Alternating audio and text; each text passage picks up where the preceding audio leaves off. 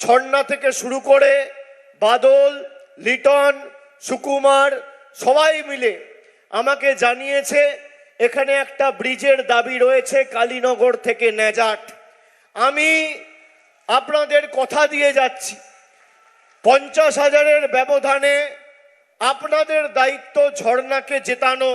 তার হাত ধরে আগামী দিনে আমাদের এই সরকার যত দ্রুত সম্ভব এই ব্রিজের দাবিকে অগ্রাধিকার দিয়ে কাজ শুরু করবে চতুর্থবার মমতা বন্দ্যোপাধ্যায়ের সরকার তৈরি হওয়ার পরে। আমরা কথা দিয়ে কথা রাখি। আমরা 20 সালে 21 সালে নির্বাচনের প্রাক্কালে আমরা লক্ষ্মীর ভান্ডারের কথা বলেছিলাম।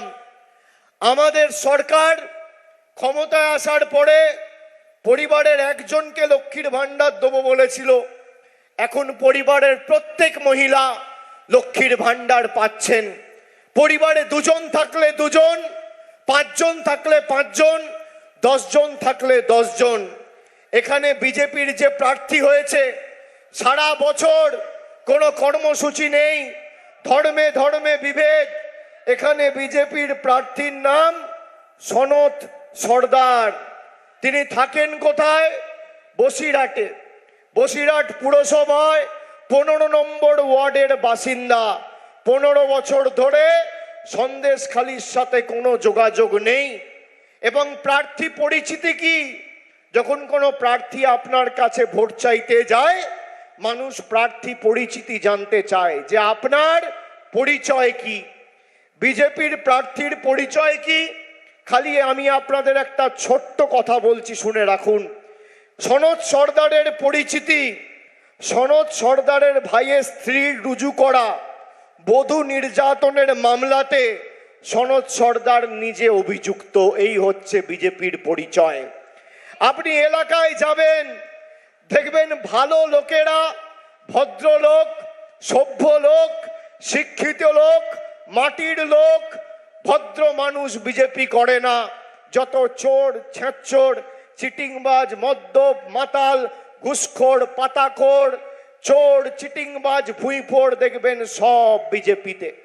গঙ্গাধর কয়াল বলেছিল যে আমাদের বুথে মদের খরচা 5,000 টাকা। বাংলায় কত বুথ আছে? 80,000 বুথ।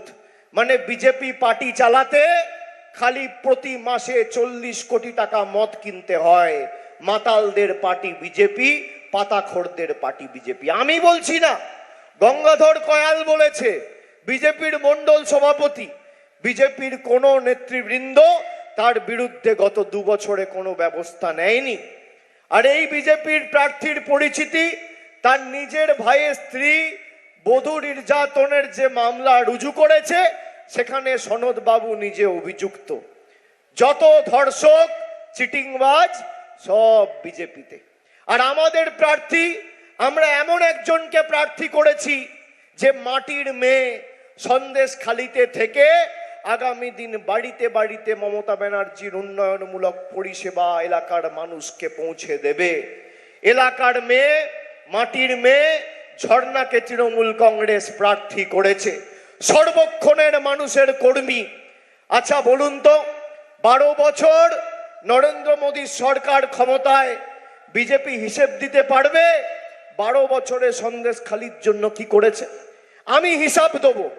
কত মহিলা লক্ষ্মীর ভান্ডার পাচ্ছে, কতজন খাদ্যসাথী পাচ্ছে, কতজন স্বাস্থ্যসাথী পাচ্ছে, কত মেয়ে কন্যাশ্রী পেয়েছে, কত বোন রূপশ্রী পেয়েছে, কতজন যুবসাথী পেয়েছে, ক কিলোমিটার পথশ্রীতে রাস্তা হয়েছে। আমি সন্দেশখালির হিসেব দেবো। বিজেপির নেতারা পারবেন হিসেব দিতে? যদি পারেন, এখানে ক্যামেরা আছে, আমি চ্যালেঞ্জ করব। আপনি সন্দেশখালি ছেড়ে দিন, উত্তর 24 পরগনার যে কোনো একটা মাঠ ময়দান বেছে নিন। সময় আপনি ঠিক করুন, জায়গা আপনি ঠিক করুন, তারিখ আপনি ঠিক করুন।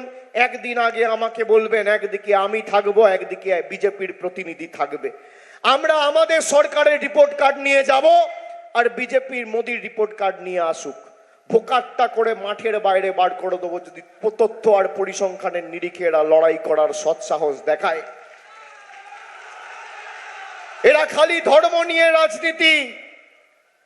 বিজেপির ধর্ম দেখেছেন? গত দুদিন আগে রামনবমীর মিছিল বেরিয়েছিল। আমরা প্রভু রামকে পুরুষোত্তম রাম মহারাজ বলে চিনি।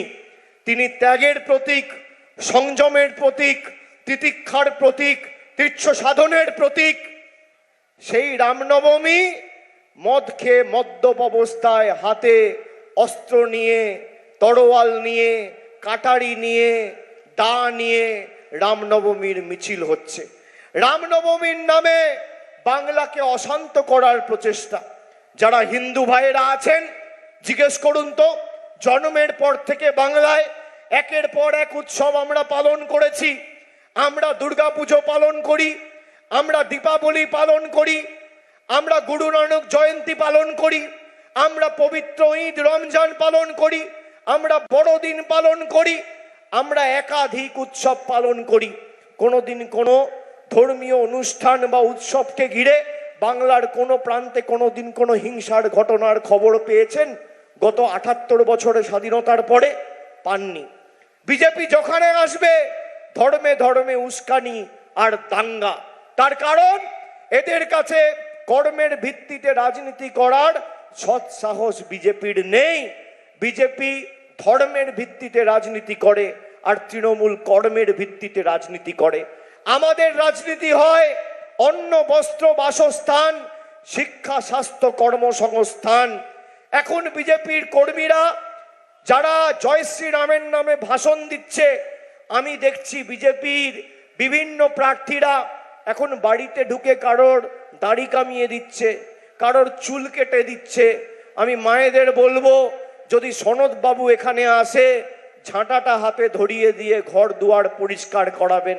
আর ভাইদের বলবো যে আগামী 1 মাস, আজকে 29শে মার্চ, আগামী 1 মাস 29শে এপ্রিল ভোটের দিন পর্যন্ত চুল দাড়িটা কামাবেন না।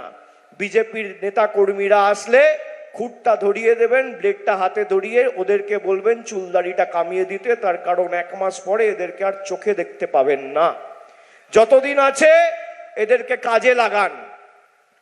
এদেরকে গত 5 বছর, 7 বছর, 10 বছরে দেখতে পাননি, আগামী দিনেও পাবেন না। বহিরাগত আসে, বহিরাগত যায়, বাংলা নিজের মেয়েকেই চায়। এই কারণেই তো আমরা 2021-এ বলেছিলাম যে বাংলা নিজের মেয়েকে চায়, আর যতই করো হামলা এবার তো আবার জিতবে বাংলা। তোমার যা ক্ষমতা আছে তুমি প্রয়োগ করো।